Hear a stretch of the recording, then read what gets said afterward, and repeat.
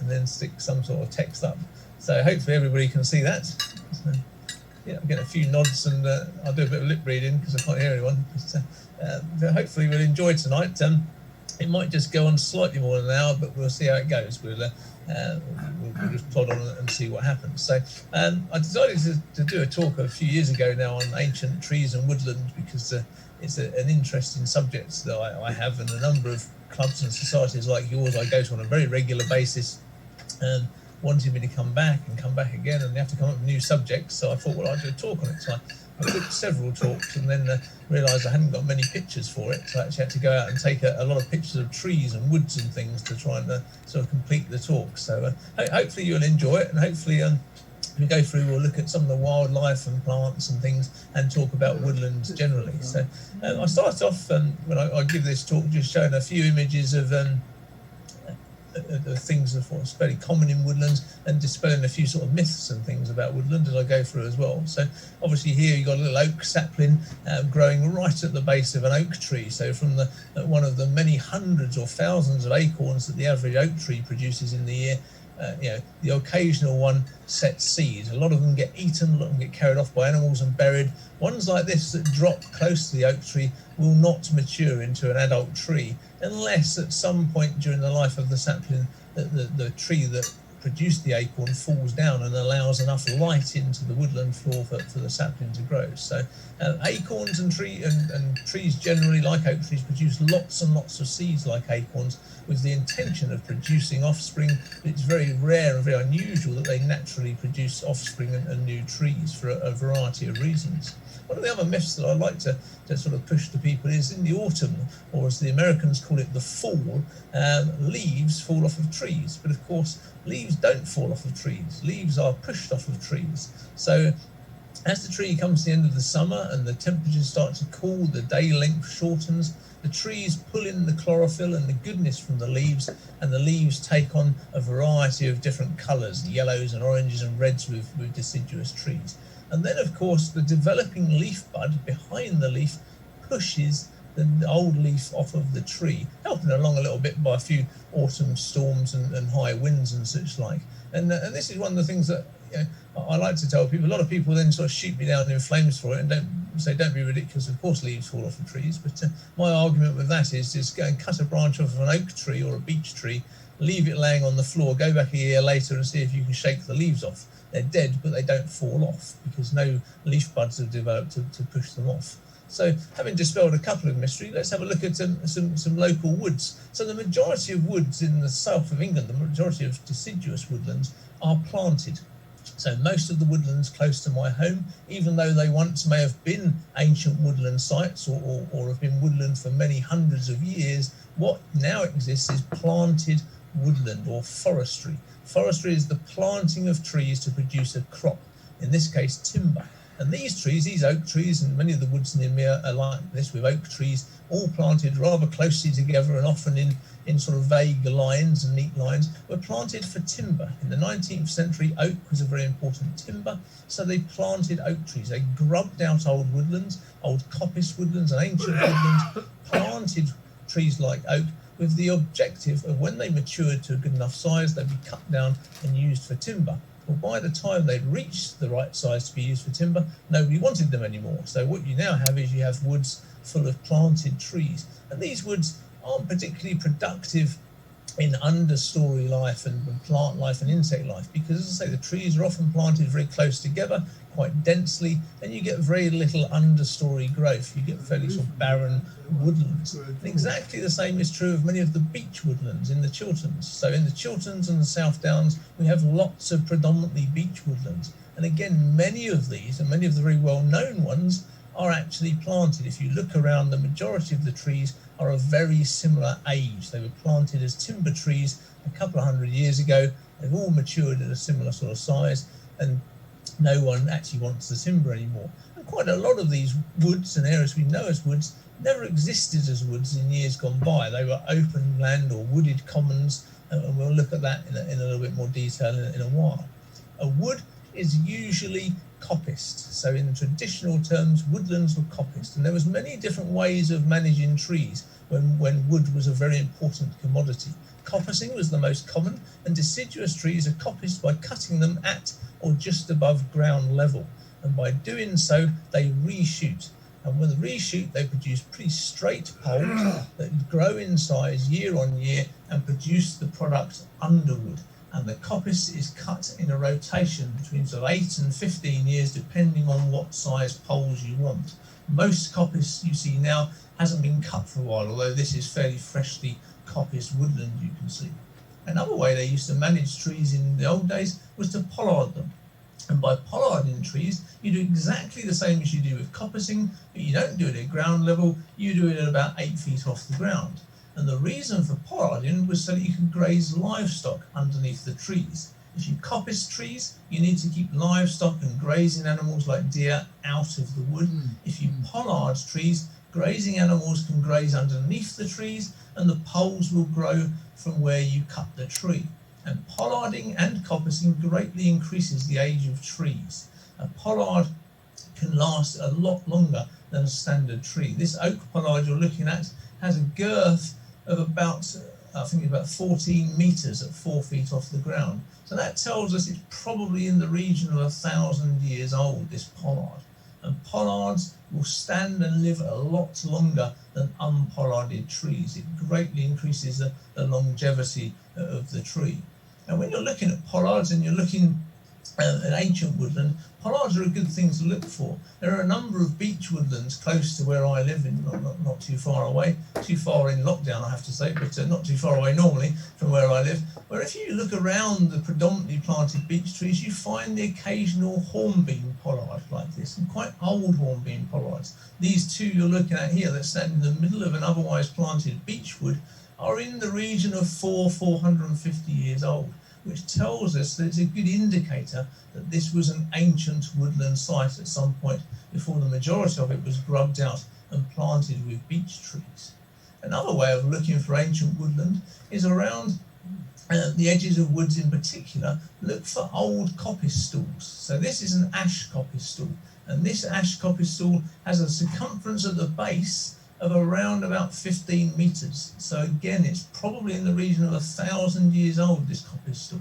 Now, it hasn't been coppiced for probably a couple of hundred years. The trunks growing out of it that originated as small poles that would have been used for various purposes are now like huge tree trunks in their own right, and there's actually 5 of them growing out of the coppice stool. And this is on the edge of a wood, which is an ancient woodland site. But again, behind me, it's planted mainly with pine trees and other species that are all quite young, where it's been grubbed out and planted. But looking for ancient indicators like this tell us that this was once an ancient woodland, and this particular coppice stool got saved from being grubbed out when the wood was grubbed out and replanted. Now, ash is the commonest tree in the British Isles at the moment, although that will probably change with the onset of ash dieback disease. And the ash tree has long been used by humans. People knew that trees were important and produced a good product if you coppiced them many, many years ago.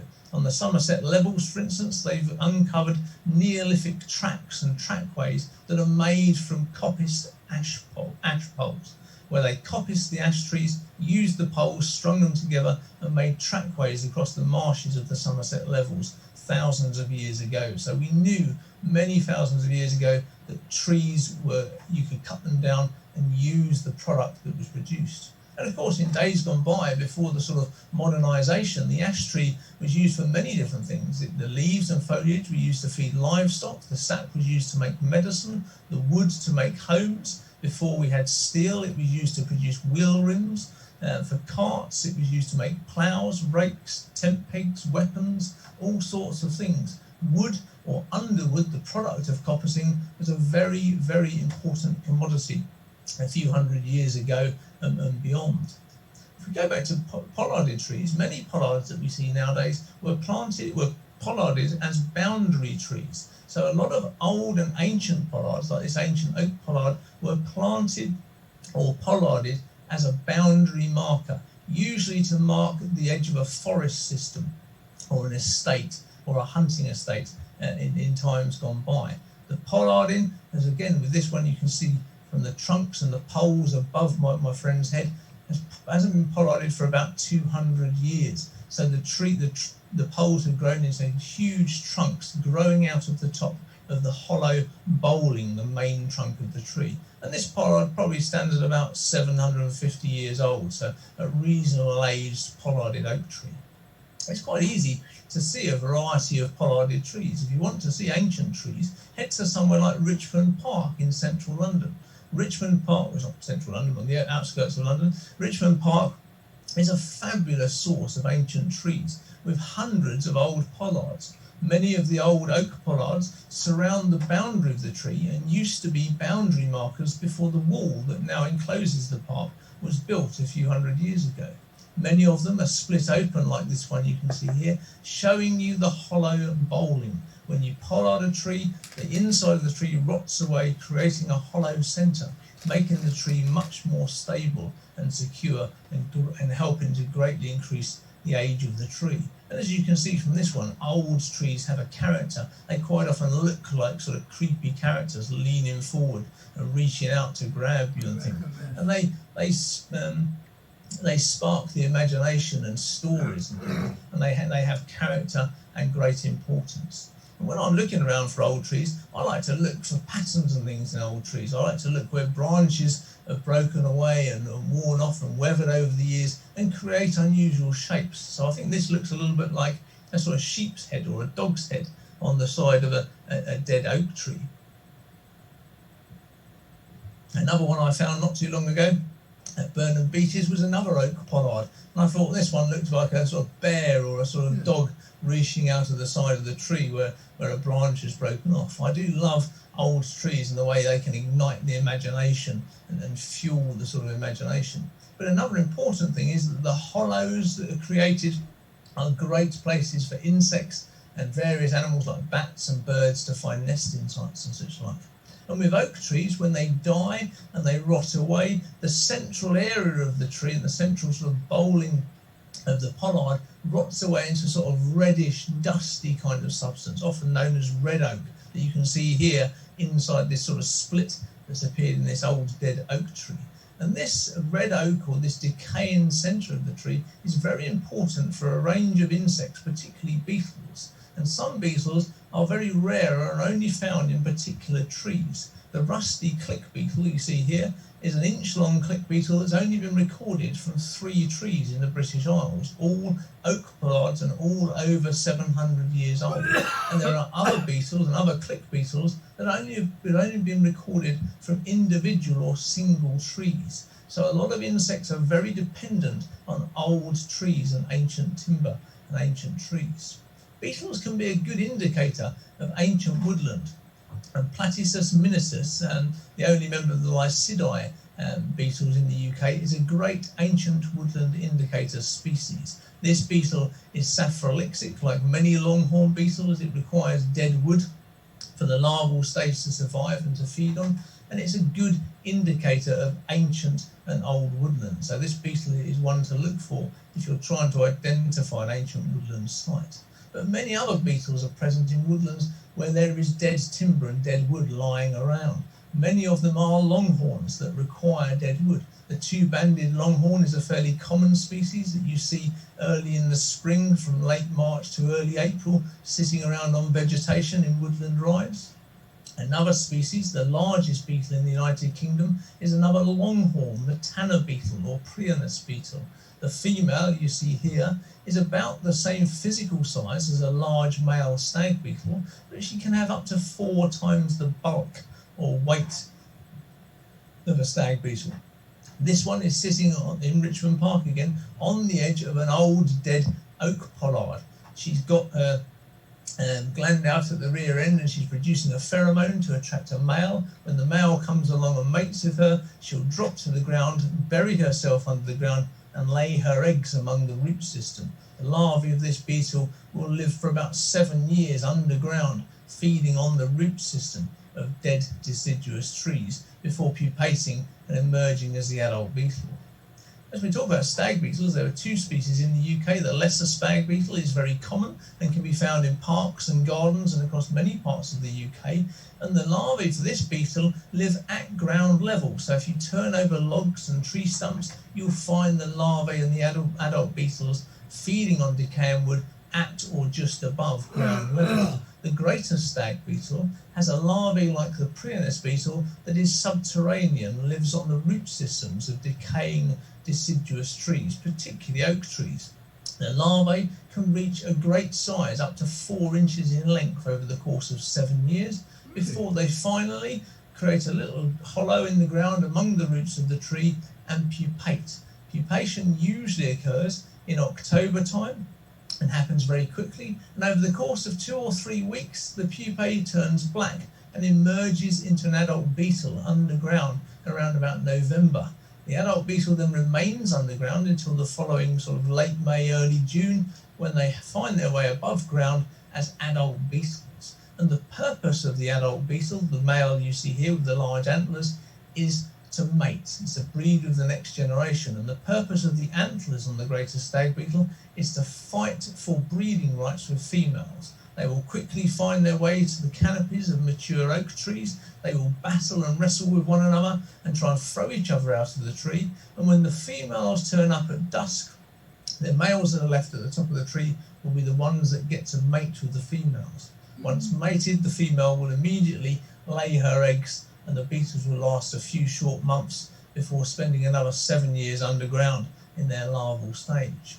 And beetles are particularly prevalent in good quality woodland habitats. Any deciduous woodland where you have cramp ball fungi or King Alfred's cakes, the sort of cricket ball sized black hard fungi that you find particularly on dead beech trees, as well as several other deciduous trees, you'll find this little weevil at about 7 millimeters long. Platyrhinus resinosus, or the cramp ball weevil, is a fabulous little beetle that eats its way into the cramp balls, and the larvae burrow inside the cramp ball fungi themselves.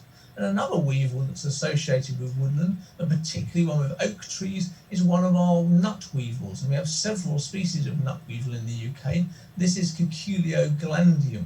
Cuculeoglandium has a wonderful long downturned rostrum, particularly the length on the females. And once mated, she will use that rostrum to drill directly into a young developing acorn, lay her egg inside, push it all the way into the acorn with her rostrum, seal up the hole with the mouth parts at the end of the rostrum, and the egg will hatch. The larvae will feed on the kernel of the acorn.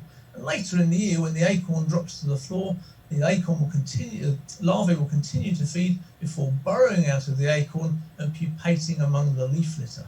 People like me have to go back at the right time of year, of course, with a little scalpel, collect some acorns and very carefully slice them open so that we can find and photograph the larvae of Cuculeoglandium feeding on the acorn kernel inside the acorn that's fallen to the ground.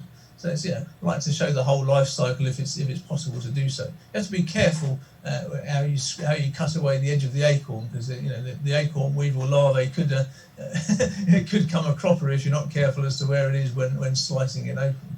Let's head back to trees and talk more about pollards and things, and talk more about the difference between woods and commons. Many woodlands, particularly woodlands that I visit regularly, were never woodlands in their existence. This one, Knaphill Common, is now a wood.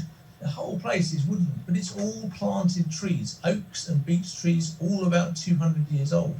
In amongst it are large, old, pollarded beech trees, many of them 500-600-year-old pollards. And the name of the place and the presence of the pollards tells us that this was once wood pasture, or a wooded common, grazed grassland with dotted around pollarded trees, which were pollarded on a sort of 12-year rotation. The pollards haven't been cut for many years, probably a couple of 100 years now, and have got huge crowns with great big trunks growing out of the top of them. Exactly the same is true of Burnham beeches, another woodland that I'm particularly familiar with and visit on a regular basis up near Beaconsfield. And Burnham beeches also has many ancient pollards, 500-600-year-old, mainly beech pollards, but also oak pollards. And Burnham Beeches never used to be a woodland either. The whole area is wooded, but there was only 2 or 3 small woodlands amongst a much larger area of wood pasture or wooded common. And that wood pasture still exists in small pockets of Burnham Beeches. There are areas that have been completely cleared that are now grazed by various livestock, usually ponies and cattle, but occasionally pigs now as well. And they've introduced new pollards. So you've got ancient pollards like the one you see on the left of the picture, and younger trees have now been cut into pollards as well, with other trees being grubbed out to recreate wood pasture, how the whole of Burnham Beeches would once have looked. Another area I visit very regularly that's not too far away from me, just around the M25, is Epping Forest. And Epping Forest is a fascinating wood because the whole wood is full of old pollarded beech trees that again haven't been pollarded for many, many years. The trunks and the poles have grown up to great height and the canopy is now much higher than it would have been. But Epping Forest, the name gives it away, was never a wood. It was a forest, and a forest was a system that was introduced after the Norman conquest for hunting rights for kings or landed gentry. And a forest simply means a place of deer, where fallow deer were introduced for the purposes of hunting. Most forest systems didn't involve woodland at all. They often had woods in them, and the woods would have been separate from the area where the deer were, but they were often open ground, wooded commons, heathland, etc. But many places like Epping Forest have now become entirely wooded, and people think that it's a wood, but it isn't. It's the remnants of an old forest system. This forest system at Epping was Henry VIII's hunting forest, and then taken over by Elizabeth I shortly after Henry died. And many of the trees in Epping Forest are of great age. When you walk around certain areas, you find things like this, which appears at first sight to be sort of 200 to 300-year-old beech trees planted extremely closely together, 6 or 7 great big trunks coming out of the ground. Scrape away the leaf litter and you realise this is one single tree that was once coppiced at ground level. The leaf litter has created a sort of ground slightly higher than the base of the trunks, but actually it's a single tree that was once a coppice stool. Take the circumference of this and you realise that this probably exceeds 1,000 years in age as a coppice stool that hasn't been cut for many, many years. Walk around Epping Forest and start to look around and take note of what you're seeing, you'll realise that there are hundreds and hundreds of ancient coppice stools that have fused together now into huge great trunks that are of great age, many of them 800 or 900 years old or more. Huge great trees, enormous individuals. And also at Epping Forest, you'll find something that's very rare elsewhere in the British Isles, which is a coppard. And a coppard is quite simply a tree that was coppiced for many, many years and created a very large coppice stool. And then at some point, it was pollarded. They stopped coppicing and they started pollarding at about 8 feet off the ground.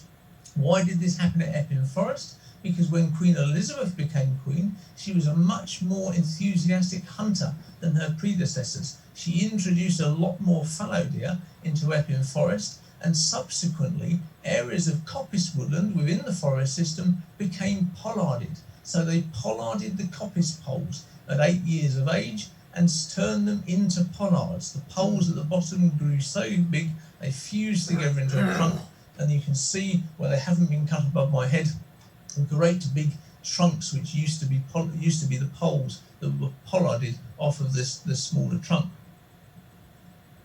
So quite interesting to see coppards in Epping Forest.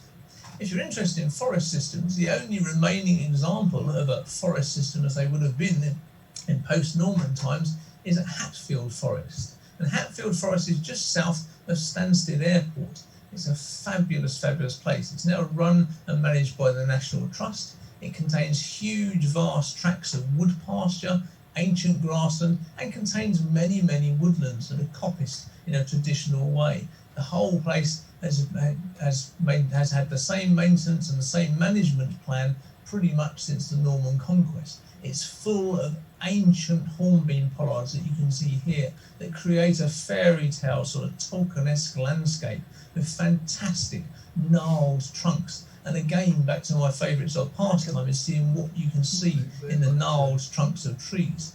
This old hornbeam pollard, about 600 years old, I think has a sort of face at the top of the trunk, a large nose, a mouth and a chin with two sunken eyes, and the knurls of bark above make it look like hair. So I call this the sort of old man in the tree.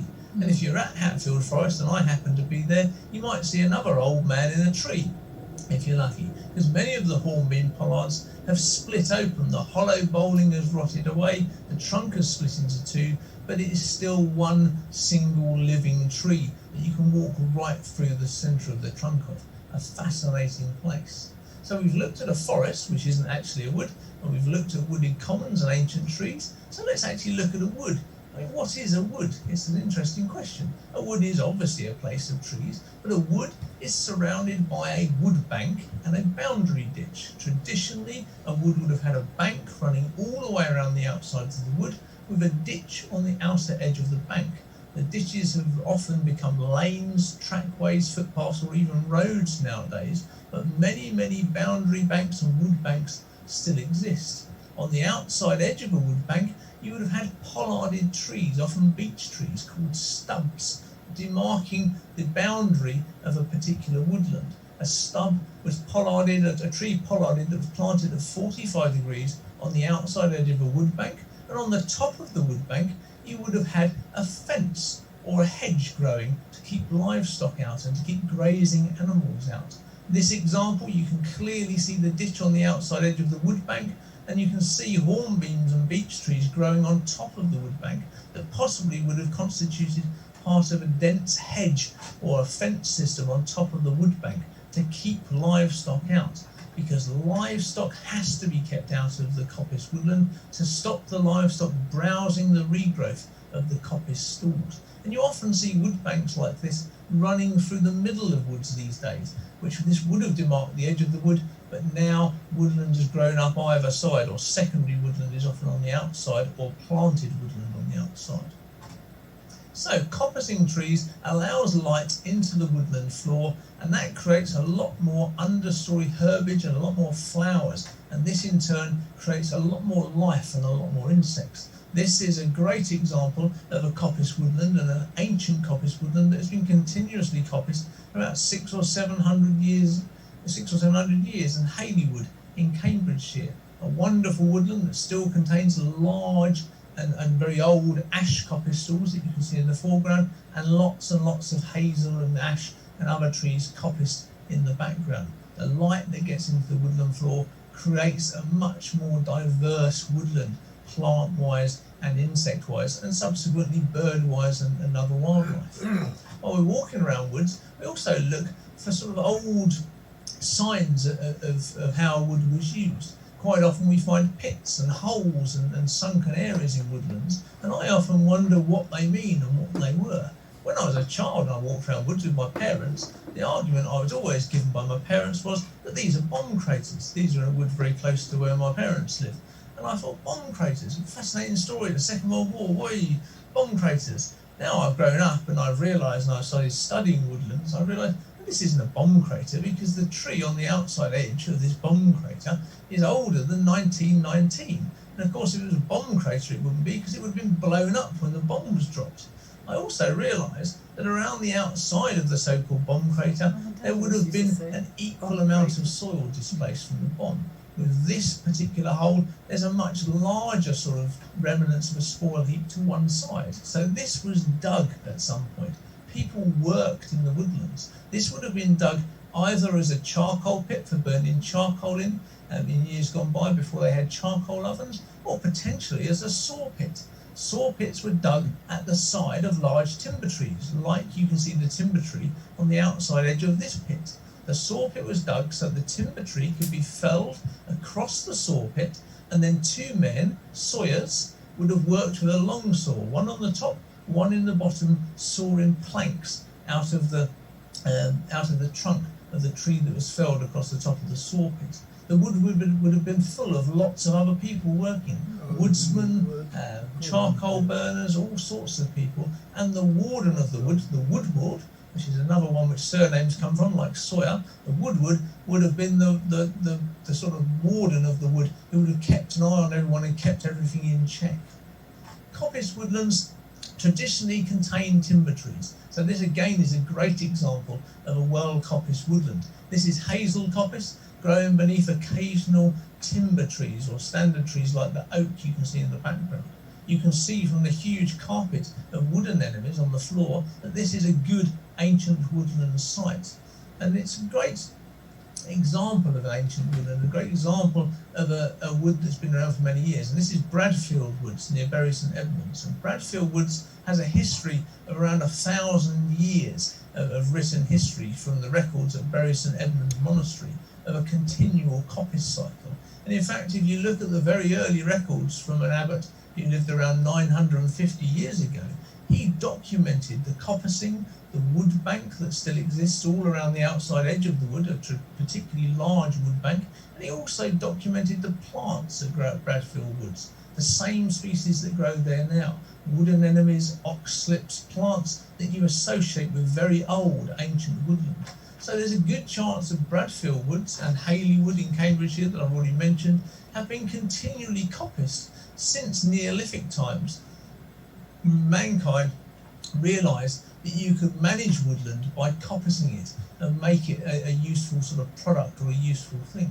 By coppicing, you chop the wood down, usually in sections. Bradfield Woods is cut into 12 different sections, and they coppice the timber at 12 years. Each section of wood is completely felled and cut down apart from the timber trees on a 12-year rotation. The poles and the brushwood and what have you are then sorted, moved into different sized piles and arranged. The smaller poles are sold to local factories to use as rake handles and tool handles. The larger poles are sold at a cut down and sold as firewood. And the brushwood is now used to surround the wood, if I go back to the previous slide, to surround the outside edge of each coppice stall to create a fence to keep deer out, to stop them from browsing the regrowth. So all of the wood is still used at Bradfield Woods, much in the same way as it would have been used in years gone by. Underwood, the product of woodland management, would have been used, the poles would have been used for fencing, for wattle works, for trackways, tool handles, Morris dancing sticks, you name it, a whole range of uses that we had for the wood we produced from underwood. So the woodland that was tamed by Neolithic people was probably what we know as wildwood. Around about 11,000 years ago, when the ice sheets retreated after the last ice age, the British Isles became more wooded. But much of Northern Europe did. We were still attached to Europe then, unlike now, in more ways than one. But we were actually attached because the North Sea didn't have water in it. But the woodland would have encroached. Birch, scrub, and other trees would have encroached, and then most of the British Isles became woodland. And we're led to believe that the wildwood was a dense woodland that covered the whole of the British Isles. It's more likely that it was a patchwork of woodland, with open areas of heathland and grazed areas in amongst it, but predominantly woodland. The dominant trees in the wildwood, particularly in the southern half of England, were things like small-leaved lime and elm trees, which we'll talk about in a little while. Woodland now doesn't look wild like the woodland you see here, with a range of different tree species and different sized trees. The woodland you predominantly see now is forestry, and modern forestry is planted with pine trees, because at some point in our history, some bright spark decided that cutting trees down, using the very good quality hardwood that's produced from coppicing on a regular rotational cycle that continues for years and years and years, wasn't a good idea. We should grub all of those out, dig all the root systems out, and plant pine trees, and then cut them down every few years and produce a really poor quality softwood that we have to replace on a regular basis, and trees that don't regrow, ones that we then have to replant every time we cut them down. Not quite sure who made that decision, but someone did at some point in history, and it never seemed like a good idea to me. But planted modern forestry doesn't really produce much habitat for most British wildlife. And I also believe that's true of this modern notion we have of planting new trees, because we now seem completely obsessed by planting trees. It seems to be the new fashionable thing for governments to do. And they fund it. They give great grants and huge amounts of money to people to plant trees. Look at this on the edge of an ancient woodland site near to where I live. They've made the wood bigger by planting trees, all protected by wonderful plastic sleeves that are terribly good for the environment. All of these trees grown in nurseries, not in the UK. Most of these were imported from Hungary, imported along with a few kilograms of soil, with all the microbes and all the mycorrhizal fungi and things from somewhere else, all genetically identical clones of the relevant species grown in nurseries as a monoculture crop stuck in the ground, and that's what apparently creates a wood. Absolute madness, in my opinion. What you do is you introduce diseases and microbes. Ash dieback disease was almost certainly introduced by the importing of trees, of nursery-grown monoculture trees. What you also do is you plant the trees that somebody decides should grow there, rather than the trees that grow in the adjacent natural ancient woodland. You would be much better placed to put a fence up around the area you want new trees to grow and leave it. In 20 years' time, you'll have a good base of secondary woodland that will grow into a much stronger, healthier woodland out of the natural seed bank in the soil. And actually, when you have major natural events like the Great Storm of 1987, all of the trees that got blown over, and there was an awful lot of them, were predominantly planted trees and forestry trees. Trees that are allowed to grow naturally from seed will be much, much stronger and have a stronger root system and will be less likely to be blown over in a storm. So I'm not a big fan of planting trees. And before anyone mentions at the end, I do realise that the Woodland Trust now have a policy of only planting British grown trees, which is a step in the right direction. But not at the end, a few thousand years ago, when the wildwood covered much of the British Isles, the dominant tree in southern England was small-leaved lime, or pride tree. And the pride tree was a wonderful, wonderful tree, and it still is. It's a real relic of wildwood. It doesn't set seed, it suckers from the root system. If the tree falls over or dies, new trees grow from the root system in the same way as elms do. The tree was used for many different things. Under the bark of small-leaved lime is a substance called bast that was used for nets and rope. And the timber produced by pride trees does not splinter and was extremely good for carvings. In fact, most of the wooden carvings in St Paul's Cathedral and Westminster Abbey are small-leaved lime. The tree can also be coppiced, but because it suckers from the root system, you have to coppice it above ground level.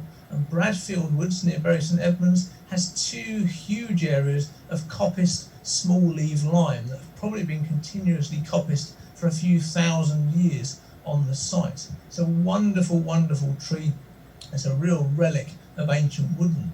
It doesn't set seed because it's now too cold in the United Kingdom. A few thousand years ago, the temperature was averagely 4 or 5, 6 degrees warmer, and the seed was able to set, so it was a very dominant tree species. Pollen records tell us this. Nowadays, it's too cold for the seed to germinate in the United Kingdom. So as the temperature rises, as global warming continues, maybe small-leaved lime will get a bit of a comeback and replace the ash trees that disappear from ash dieback disease. The leaves of small-leaved lime are typical lime-like leaves that have a sort of brown, furry texture on the undersides and are much smaller than the large-leaved lime that you see growing along avenues of roads in city centres. Many trees can be recognised by their leaves. Another ancient indicator species of ancient woodland is the wild service tree. That's very rare to find away from ancient woodland sites. It also has a very notable sort of checkerboard sort of bark. This one you can see reaching out over the edge of a boundary ditch and wood bank in an ancient woodland site. In ancient woodlands you often find midland or wood hawthorn, the traditional May tree, a hawthorn that traditionally blossoms pink about a month earlier than the hawthorn that is planted in many hedgerows throughout the British Isles. The midland hawthorn is another good indicator species of ancient woodland. If trees haven't come into leaf yet, they're still easily recognisable. Ash, for instance, is extremely easy to recognise. The grey bark and the very obvious triple black buds at the end of each twig denominate an ash tree, and the flowers will emerge directly from these buds, closely followed by the leaves of the ash tree a few weeks later. And the flowers of deciduous trees are another good way of identifying individual trees. All trees are vascular plants and produce flowers. Many, like cherry trees, like this wild cherry tree, produce a hermaphrodite flower, a flower that contains both carpels and stamen, male and female reproductive parts. So they're easily pollinated by insects to produce a fruit and then a seed to produce the next generation. Other species of tree have two individual trees for male and female, and dioecious trees, such as sallows and willows, and this is a grey sallow tree, have a male tree, which you see here, which produces a male catkin. It's yellow with stamens and produces pollen. Hopefully nearby there will be a female tree who produces a green catkin with carpels. The pollen from one tree has to reach the pollen of the other tree for fertilization to take place. Other trees are monoecious, so they contain male and female flowers, but on the same tree. A good example of this is the European larch. The female flower is pink and faces upwards. The smaller male flowers are green and face downwards. Once pollinated, the female flower will enlarge, turn green, then brown, and harden into the larch cone that produces the seed that we're all familiar with. And another great example of a monoecious tree is the hazel tree. The male catkins are very obvious and hang down, and when you tap the branch or the catkins, pollen comes off of them. The flower, the female flower on the same tree, is much smaller, a tiny red flower that flowers very early in the year when the catkins are first produced, that you can see. And when these are pollinated, these are what will produce the fruit and will produce the hazelnuts, which hopefully, if there's no grey squirrels around, might produce the next generation of hazel trees, but in the presence of grey squirrels, unlikely. Trees and tree flowers form an important part of the diet of many British mammals. Yellow-necked mice are quite arboreal creatures and clamber around in the treetops, feeding on pollen as well as feeding on the fruit and nuts that are produced later in the season by woodland trees. The dormouse is also another creature that's closely associated with pollen and flowers. For the first few months after awakening from hibernation in April, they feed exclusively on pollen, particularly of climbing plants and many deciduous trees. They then feed on the fruit and the nuts produced by them later in the season. The fruit and nuts produced by trees and climbing plants and understory shrubs are eaten by a range of woodland mammals. A bank vole will eat lots of fruit and stock up lots of seeds and nuts in a suitable place to see it through the long winter months ahead. And where you have well-managed woodland with an abundance of mammals because of the abundance of plants and fruit and seeds, you'll have an abundance of predators like weasels. Weasels are the most common carnivore in the British Isles. And weasels are not easily seen, they're seldom seen. A small creature, 6 to 8 inches long, thin and very, very quick. But ancient woodlands, and good quality ancient woodlands like Bradfield Woods we spoke about earlier, are somewhere where I very regularly see weasels. Every time I've been to Bradfield Woods, I've seen at least one weasel, so there's obviously a good population there. Of course, woodland, a well-managed woodland, an ancient woodland, has dead wood. Where dead wood is left as part of the management plan, this is beneficial for a range of reasons. Fungi that are ever present in their mycorrhizal form in the soil that form an association with all the trees in the wood and all the other plants in the woodland, fruit at some point. Many fungi play an important role in decomposition of leaves and logs in woodland. And the bit we see is the fruiting body. And these are sulphur tufts, very, very common woodland fungi that you see every year in the autumn time. And they're a good fungi for breaking down dead wood. But the fungi itself becomes a food source for many different creatures in the woodland. A huge number of fly species are specifically associated with different types of fungi. Dryomsia analis is a small fly that's specifically associated with honey fungus. and they lay their eggs into the honey fungus, and the maggots feed directly on the fruiting bodies of mushrooms. And this is quite true of many different flies and midge species that are associated with woodland. Other creatures like Cochlonidae laminata, a small snail, will come out from the fissures in the bark of timber trees and feed directly on the fruiting bodies of fungi. And other small insects like this bark louse will seek shelter in a shower of rain underneath the bonnet of a mycena fungi. Bark louse are fascinating little creatures. They look like little tiny aphids, but they have a much more primitive wing structure. They're actually more primitive creatures, but 79 species of bark louse in the UK, and the majority of them, like many flies and midges, are associated with different types of fungi. So autumn is a good time to look for them. But it's not just fungi that are breaking down detritus and dead wood in the woodlands, it's also other creatures, and there's a whole range of microbial life and tiny creatures that feed and help to break down the debris in woodlands and other habitats. This is a columbola, or a type of globular springtail. Fabulous little creatures, rarely less than a few millimeters long, bigger than a few millimeters long, often smaller, and can be seen just about anywhere in leaf litter and on the underside of dead wood. They're simply very, very common if you get down and look for them. But fungi are a fabulous subject, and they're really interesting colours and shapes and forms, and they release their spores in different ways. Many, like these amethyst deceivers, release their spores in the sort of standard way that mushrooms do. They're a gilled mushroom. You can see the gills underneath the cap. The spores are produced and dropped from the gills and are airborne, and where they land they'll produce new hyphae, which will form mycelium through the woodland floor and help to break down and decompose different substances within the soil and the woodland. Other species that fruit take on altogether different shapes. These are the horn of plenty, a wonderful little toadstool that sprouts up to about 2 inches high with these marvellous trumpet-shaped little sporangia that grow usually in sort of mossy and damp areas of woodland close to me. And their spores are simply produced on the leathery, sort of crusty inside of the cap, and are often distributed by wind or insects that visit the mushroom itself. Some mushrooms or toadstools produce spores in a different way. Puffballs, for instance, like these stump puffballs, when they dry out, they split open in the middle, and the spores that are contained inside the spherical toadstool are puffed out. And they're puffed out by things hitting or touching the toadstool. An animal walks past, a twig or a leaf drops from the woodland canopy, hits the toadstool, and a puff of spores is injected into the air to produce the next generation.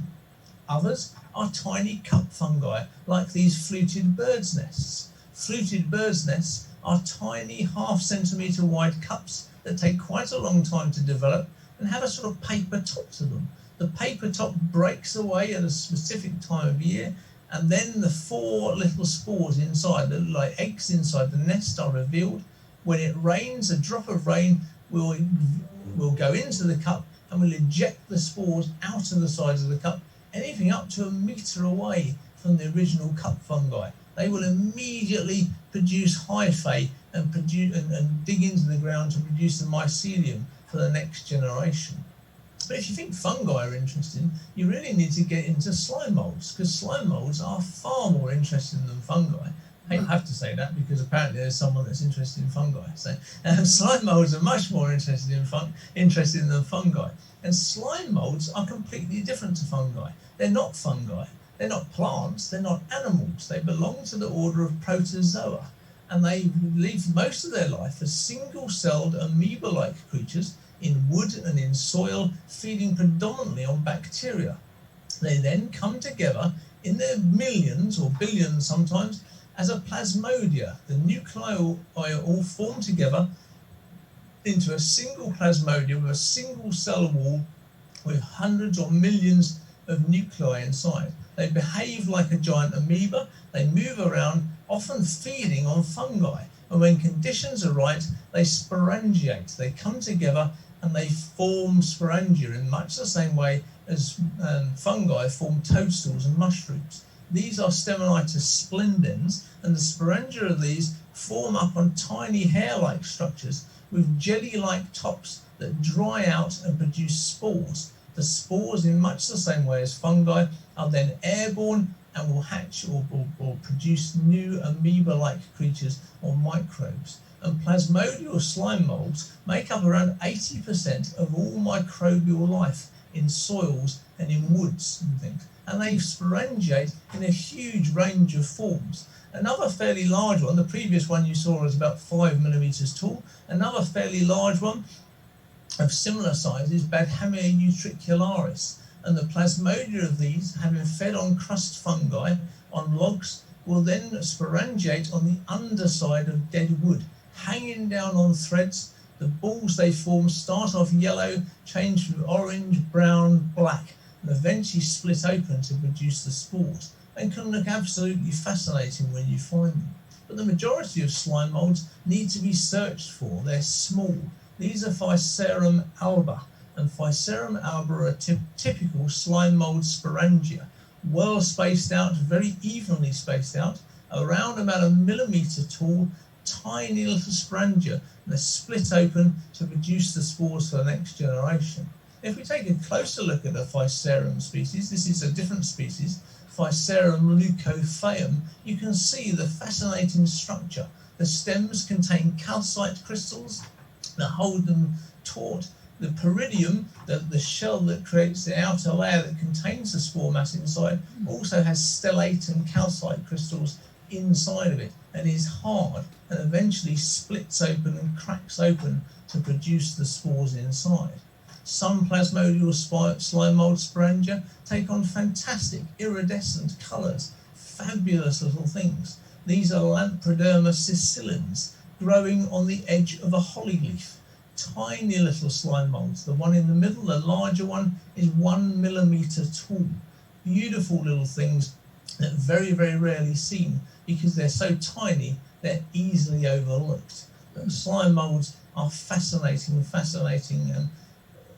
creatures, for want of a better way of putting it. They're not actually animals. But if we move back to fungi, fungi can also be extremely small. If you're looking around for small things like slime molds, you'll come across tiny fungi. While looking on holly leaves for Lamproderma slime molds and other species of slime mold, I came across these tiny fungi at about 4 millimeters high, looking like little punk rockers, and they are the holly parachute fungi, quite a rare fungi that's specifically associated with holly leaves. And while we're getting into small things, like slime molds, let's get into small fungi. Fungi also come in extremely small sizes. This is one of the lachnum fungi, Lachnum niveum. And Lachnum niveum is a cup fungi that rarely exceeds 1 millimeter tall.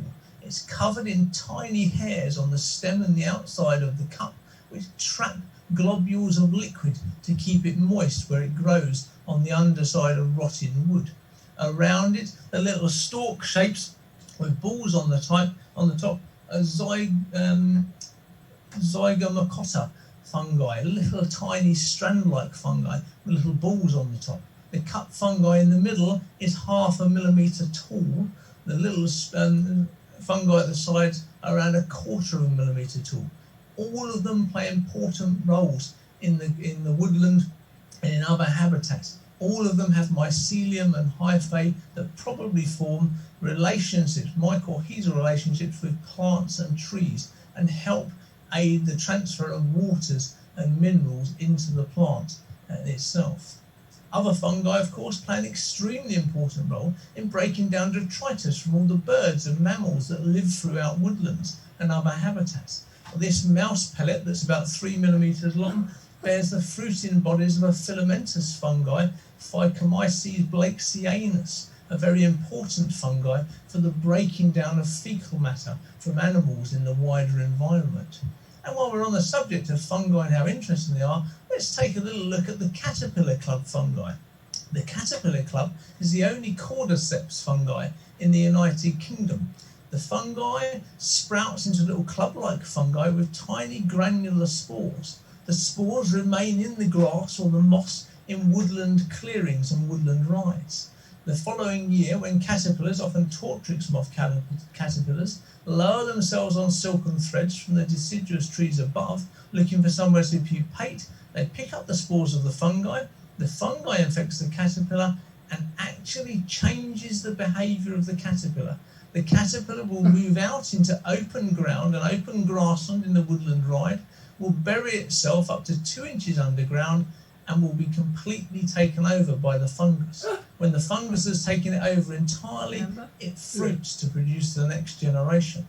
If, like me, you carry a penknife, a teaspoon and a small toothbrush, you can excavate the caterpillar club fungi and get the mummified caterpillar with the caterpillar club fungi sprouting out of it, John Hurt-like in the film Alien. Fabulous and fascinating life cycle of a fungi that actually controls the caterpillar host, the insect host.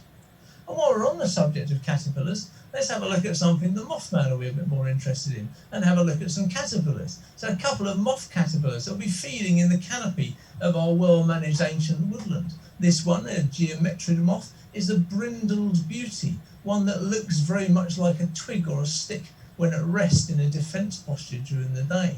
Another one that's fabulously well camouflaged, this is what I like about many of our caterpillars, is the lobster moth caterpillar.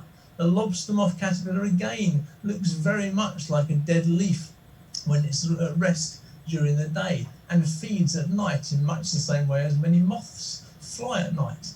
And moths that fly at night are often also very well camouflaged during daylight hours. The buff tip, a very common species in the UK, looks extremely well camouflaged like a broken or snapped birch twig or oak twig when it rests during the day. And likewise, the lime hawk moth that might be found in association with our lime trees and pry trees again looks very much like a dead leaf when it's just sitting around during daylight hours, taking flight at night time. Of course, their close relatives are the butterflies that fly during daylight hours. And butterflies feed on a range of flowers and use a range of the flowers and herbs along well-managed woodland rides, particularly in coppice woodlands, as food plants for their larvae. This is the brimstone butterfly, the male, one of the first flying insects on the wing in the year, certainly one of the first butterflies you'll see. It's the longest living butterfly in the British Isles. A single generation lives the best part of a year. It overwinters as an adult, so is on the wing very early in the spring, as soon as the temperature exceeds 10 degrees. This one is feeding on an oxlip flower. And the word butterfly actually comes from the brimstone. The Domesday Book, that was effectively an inventory of the British Isles, which was ordered by William the Conqueror after the Norman Conquest when he introduced the forest system, mentions the first flying insect of the year as a butter-like fly, almost certainly referring to the sulphur yellow colour of the male brimstone butterfly. Other woodland butterflies are in decline in much of the United Kingdom. The delicate woodwhite is a butterfly that doesn't fly very far during its adult life and therefore doesn't colonise new areas very successfully, but is a beautiful, attractive little insect. Other woodland butterflies, like the pearl-bordered fritillary, are in real trouble in the United Kingdom. Colonies have been disappearing year on year for the last 20 years or so. They require well-managed woodland with open rides, and unfortunately the colonies that exist are scattered and they're not close to each other and they very rarely intermingle and manage to make up new genetic pools. So the butterfly is declining year on year, a very, very sad situation. And the rarest butterfly in the British Isles, the heath fritillary, was actually traditionally known as the woodman's mate because it was extremely common in well-managed woodlands and coppice woodlands. It followed the woodsman around the different areas of coppice stall. When you coppice a woodland, cowwheat would flower the year and the second year after coppicing, the food plant for the butterfly. So it would follow the woodman around the different coppice stalls. As woodland was left uncoppiced, the butterfly disappeared and died out. It is now traditionally only found in a single traditionally coppiced woodland in Kent, although there's been several reintroduction attempts in different parts of the country. Other woodland butterflies are in decline, but are not in such sharp decline as some of our fritillaries. The white admiral butterfly, another species that requires well-managed woodland with open rides and glades. It requires honeysuckle as a food plant for the larval stage and brambles along the edges of open rides to feed on a nectaron in the summertime. The purple emperor is another species that benefits greatly from coppice woodland. Traditional coppicing with coppice trees and understory of hazel, for instance, with timber trees like oak protruding as an emergent layer above the canopy, are critical for the life cycle of the purple emperor. They need emergent trees standing proud, oak trees standing proud of the canopy of the rest of the woodland for their breeding cycle and their life cycle. Emergent trees that stand proud of the canopy, which is very common in well-managed coppice woodlands, are great places for larger birds to nest. The red kite builds a huge nest, often in old oak trees and tall oak trees that stand proud from the rest of the canopy of the woodland around. And the same is true in old larch trees and larch woodlands for the goshawk. The goshawk will again nest on a traditional nest year after year for anything up to 20, 30 years plus on a nest that can be 4 or 5 feet wide, often in a larch tree, but more and more in deciduous trees and oak trees as they spread out and they increase in numbers. Old trees and ancient trees, which contain hollows and bowlings and splits in the trunk, are great trees for birds like owls to nest in. The tawny owl requires hollow trees to nest in and to rear its young. The young at a very young age come out from the nest and branch in nearby trees, sitting around sleeping during the day while still in their downy plumage and still maturing. Much smaller birds, like the tree creeper, also benefit from old trees with cracks in the bark. They get into these cracks looking for insects and spiders and sources of food, particularly during the winter months when there are less insects around. They also use these fissures and cracks under barks and hollows in trees to build their nests and rear their young. And other birds, like the woodcock, are now not very seldom seen in woodlands in southern England. During the time when woodlands were well managed and they were fenced in with wood banks and fences, predators found it difficult to get into the woods as well. So birds like woodcock that nest on the ground were very common in southern England. Nowadays, they're occasionally seen in the winter time as a winter visitor, but really they breed in more northern woodlands where there's still predator control around the edges of grouse moors. A great shame that we've lost many of our breeding woodcock in southern woodlands.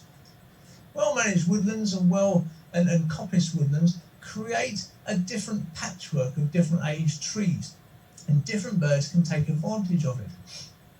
Coppice stalls like this, at about 8 years old, with fairly big branches and fairly dense structure with an understory of wood garlic, create wonderful places for thrushes, for blackbirds and song thrush and birds like that to nest. They create dense sort of coppice stalls where the nest can be built and the bird can come out into the more open areas to feed and head back in to the denser area, which is less likely for predators like crows to get into for them to breed in. When you cut the wood down in the first year of coppice, when it's very low, chiffchaffs will move in fairly readily. Ideal habitat for them to breed is first year coppice stalls, and just in the bottom of the coppice stalls with lots of vegetation, lots of flowers around to produce insects. On the second and third year, when the vegetation gets slightly higher, willow warblers move in. It's a more suitable habitat for the willow warbler. The willow warbler nests on the ground rather than just above the ground like the chiffchaff, but again requires the vegetation that's not too high, it's fairly open with a lot of flowers and subsequently a lot of insects produced. Later areas of coppice at 8 or 9 years will be ideal places for blackcap to move into, another warbler that requires denser areas of woodland to build its nest, particularly with brambles growing through on the edges of the sort of coppice stalks. And in the final 11th and 12th year, when the coppice is at its densest, you'll get nightingale moving in and giving out its fluid repeating song from the densest and deepest areas of the coppice woodland that are very impenetrable when they get to about 12 years old. When you cut down the wood and you let the light in, you get an amazing array of plants and flowers that grow. Along woodland rides in well-managed and coppice woodlands like Bradfield Woods, you get huge banks of wood sorrel growing in the damper areas. Along the damp rides that are very, very wide in well-managed woodlands like Bradfield Woods, you get huge carpets of wood avens at the edges of the rides. The Bradfield Woods in the clay areas of the wood, particularly where the small-leaf lime is coppiced, you get tens of thousands of water avens lining the wide rides. The wide rides that separate the coppice stalls are there because that's where the heavy horses used to come in with carts to remove the timber from the wood. At the intersection between four coppice stalls, you get a huge round open glade, which is where the cart horse used to turn before moving off in a different direction through the wood. All of these areas that are kept continually open have a wonderful array of flowers and insect life. Wood spurge is another good indicator of ancient woodland. Wood spurge, the seed, can lie dormant for over 200 years in the soil.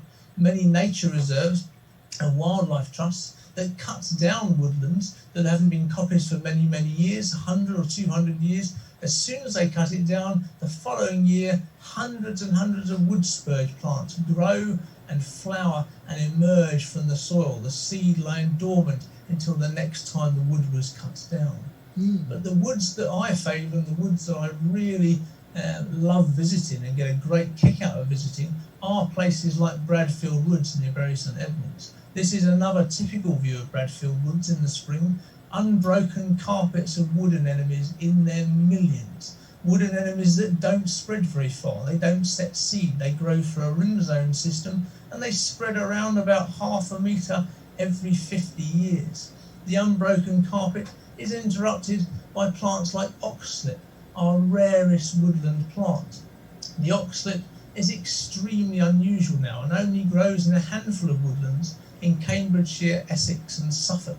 Very, very good indicator species for ancient woodlands, a plant that doesn't spread naturally into new areas of woodland at all and only occurs in woodlands that we know are very, very old and have been coppiced continuously for hundreds and hundreds of years. A wonderful, wonderful plant to see growing naturally in ancient woodlands among carpets of wood anemones. And another great indicator species of ancient woodland is the only member of the Trillium family in the British Isles, Herb Paris. Herb Paris was much prized by medieval alchemists for its wonderful symmetry of the leaves, flowers and fruit of the plant. And another great indicator species of ancient woodland, another plant that's found commonly in places like Hayleywood and Bradfield Woods and other good examples of ancient woodland habitat. So as we come to the end of the talk, you get another picture of me acting like a garden gnome sitting on an old coppice stool in Epping Forest to show the side of the tree. And you might have gathered that I'm a bit of a fan of trees and woodland. I love ancient trees and I love ancient and well-managed woodland habitat. It supports a huge variety of life and is a fascinating, fascinating place where I never grow tired of searching for new species and new things to photograph and look for and interest me. What appalls me is the sort of modern way that we abolish woodlands. You know, we build railways like HS2 and cuts down huge tracts of ancient woodland. We then say, oh, don't worry, we'll plant 200,000 trees to make up for it. 200,000 sticks with plastic around them stuck in the ground doesn't make up for one single ancient tree in habitat. Ancient trees and ancient woodland should be afforded the same grade 1 listed status as ancient and old buildings. Unfortunately, the people that govern the country for many, many years, for most of my life, seem to think otherwise. And it's a great shame. Ancient woodlands should be treasured as a habitat that cannot be replaced. Once it's gone, it's gone. So we need to look after our woodlands. I hope that I've inspired people to take a different look when they go for a walk in the woods next time they're out and about. And hopefully you've enjoyed the talk. Thank you. I shall stop sharing my screen. I can bring you all back and see you. And if you want to ask me questions or tell me how terrible it was, feel free.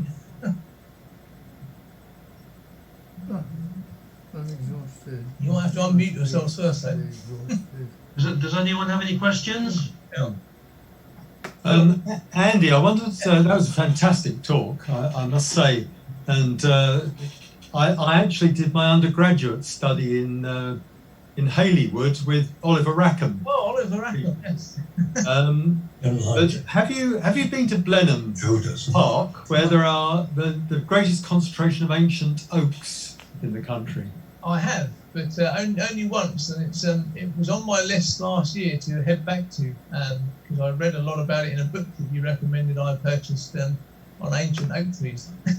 And unfortunately, I wasn't able to go because of COVID, so maybe later this year. Yeah. There's currently a complete survey of all the wildlife of the High Park, right, being organised by Alios Farjon, who wrote the book on ancient oaks. They've just found purple emperors there, which is very nice. Oh, excellent, excellent.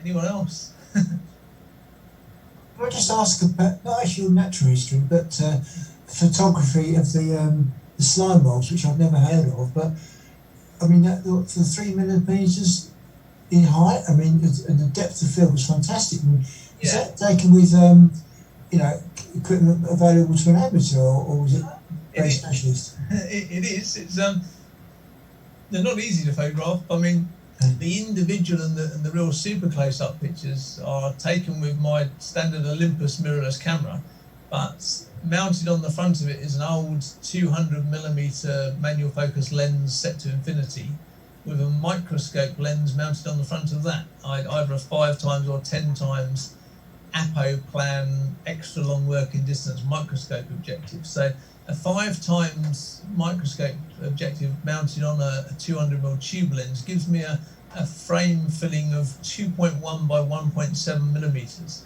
But I only get a depth of field of 6 microns. Now that's 6/1000ths of a millimeter, so it's not particularly good.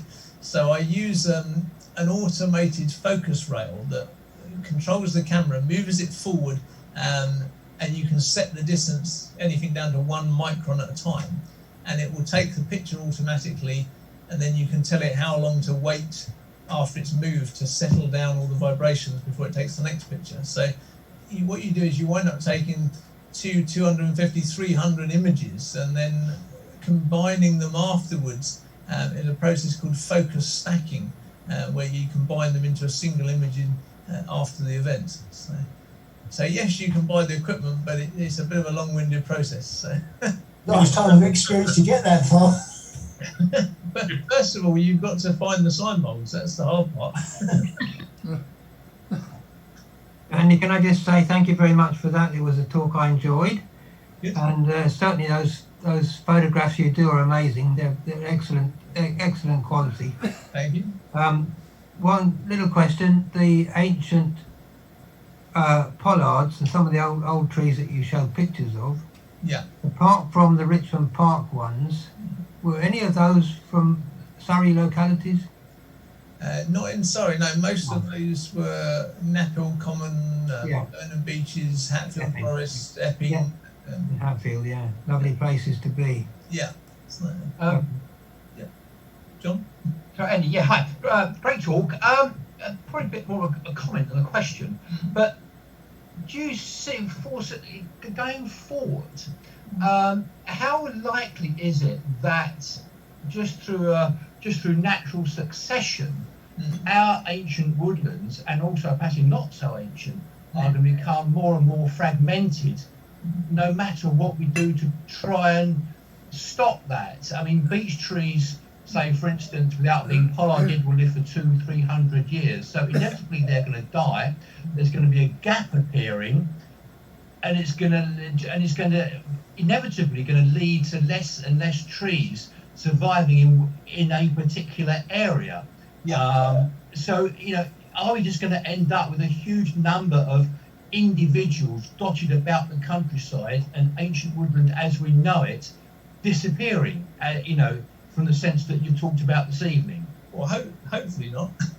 I mean, a lot of the very best ancient woodlands and ancient woodland sites are very well managed and have very intense and good management plans to go forward. So, you know, if you take Burnham Beeches, there's an awful lot of management going on there, where they're repollinating young trees and cutting areas down. They cut back an awful lot of trees around the old pollards and things. There's a lot of management going on and woodland management going on there. But even in, I mean, where I live, Bricky Wood on the edge of St Albans, Bricky Wood Common is an ancient woodland site, but most of it is planted hornbeam trees that were once coppiced and hadn't been coppiced for about 200 years. So huge tracts of Bricky Wood Common just look like upside down jellyfish, as I call them, these old hornbeam trees. But and the populations of particularly silver washed fritillary and white admiral butterflies have been declining for the last 20 years.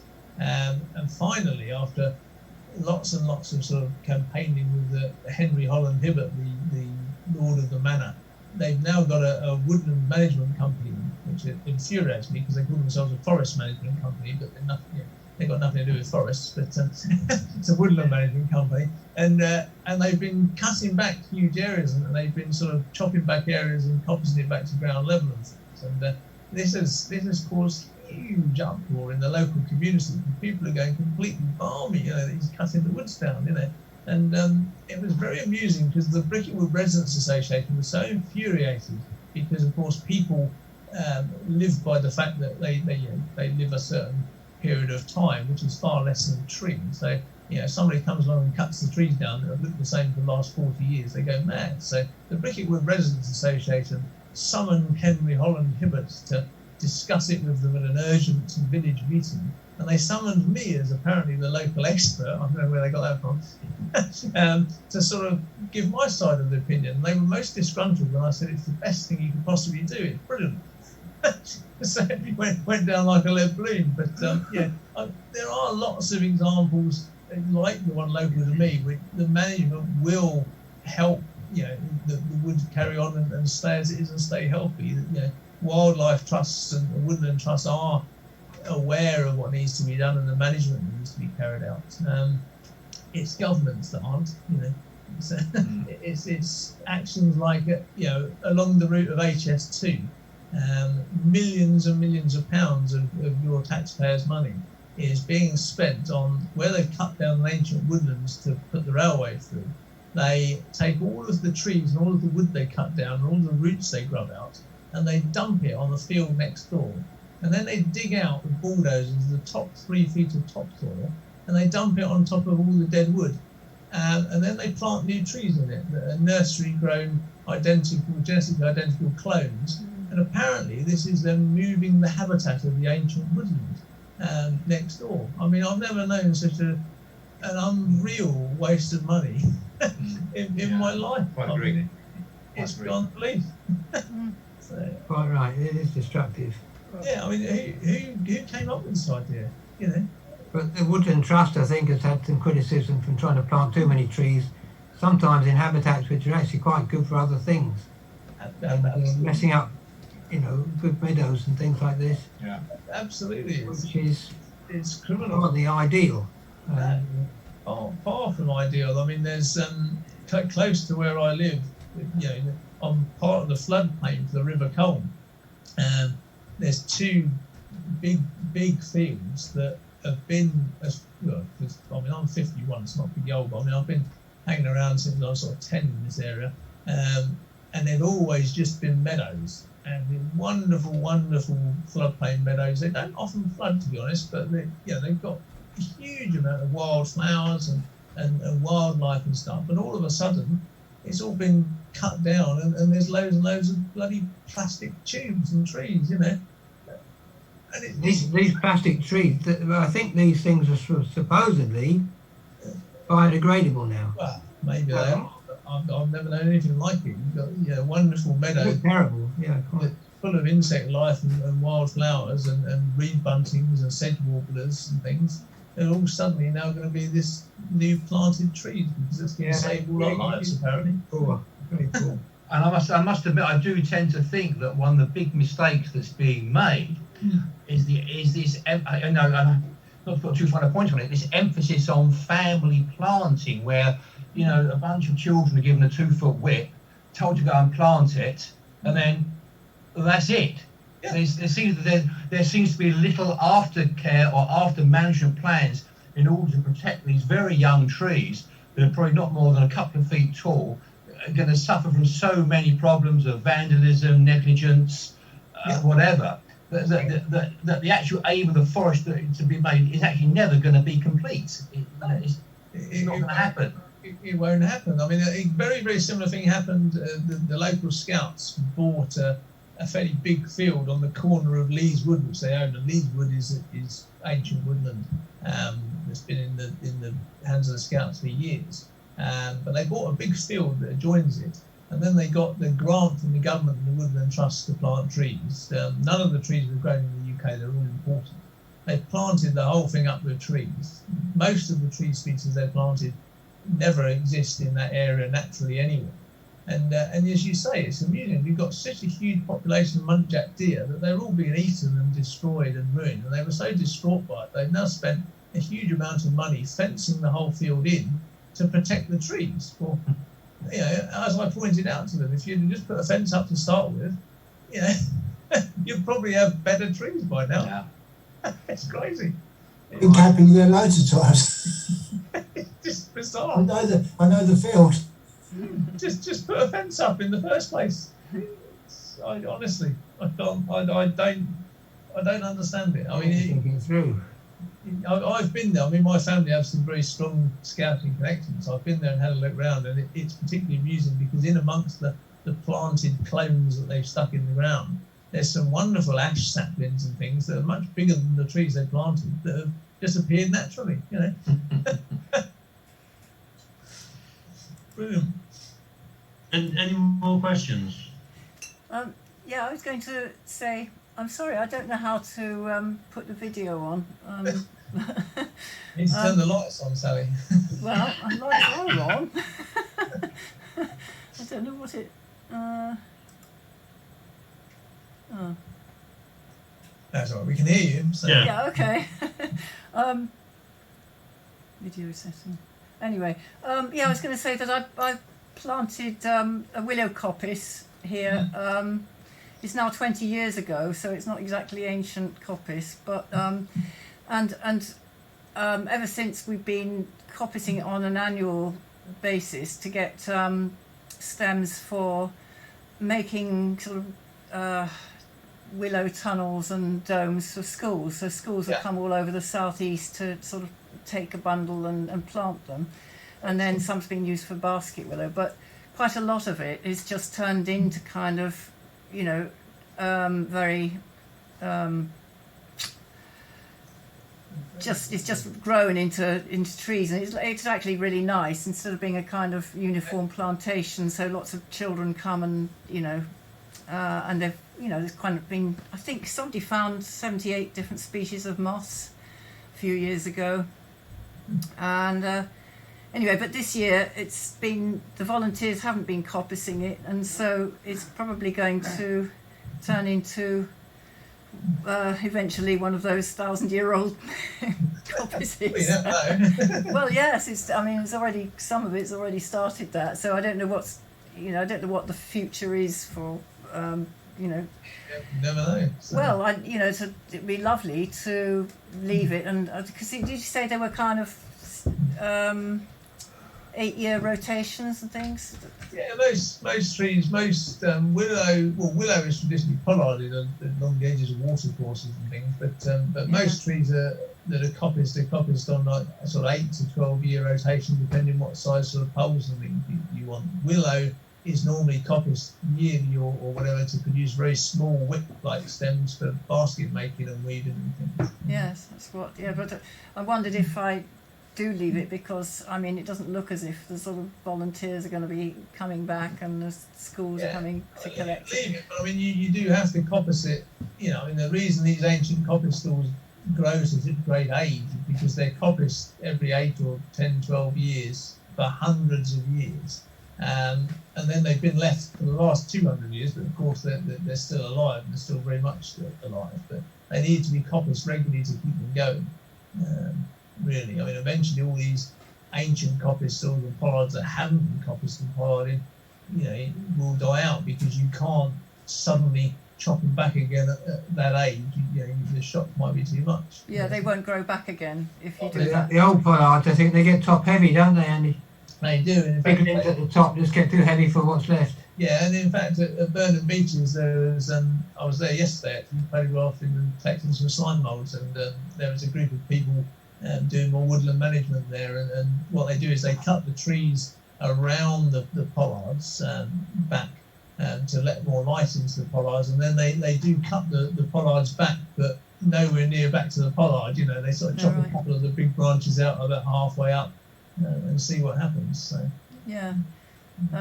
What's been happening is that the cows have been getting in and they've been nibbling the tops of the stems, so they're not actually much good for basket weaving anymore. And that was Ted Green gave a talk years ago about tree hay, and that's what I've been actually quite keen to sort of see if that can be done. Just harvesting it and. Because that was done in medieval times, wasn't it, for the sort of animals and things? But the leaves and things we use to feed livestock. Yeah. Any other questions? No. Okay. Well, Silence. I had no idea when you were invited. I knew that we were inviting you, but then the Marion spoke to you and they chose a topic. I had no idea that it was your specialist area. I'm very pleased that you chose this subject. It's just been absolutely fascinating. It's almost like a masterclass in conservation. I don't know about that. I'm not sure it's my specialist area either. Most people say bees and wasps is my speciality. Anyway, it's been spectacular. A romp through trees, fungus, mammals, birds, moths. It's been absolutely fascinating. And I appreciate your comments saying that ancient trees and ancient woods are as important, if not more important, than the listed buildings. Yeah. But, as you say, we get the government we vote for, and let's hope all people start voting. I think whichever government you vote for, they're all pretty grim on nature conservation. Yeah, I'm afraid so. So you've given us some good hints on places to go and visit. Bradfield Woods, I seem to remember, and Bradfield, and the Priory at St Albans.